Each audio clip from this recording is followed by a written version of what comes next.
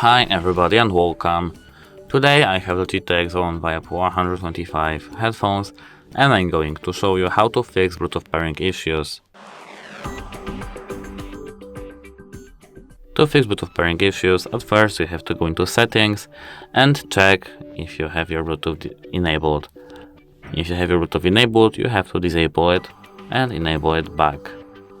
If it doesn't work for you, you just have to make a soft reset of your headphones. To do this, you have to pull this switch over here and then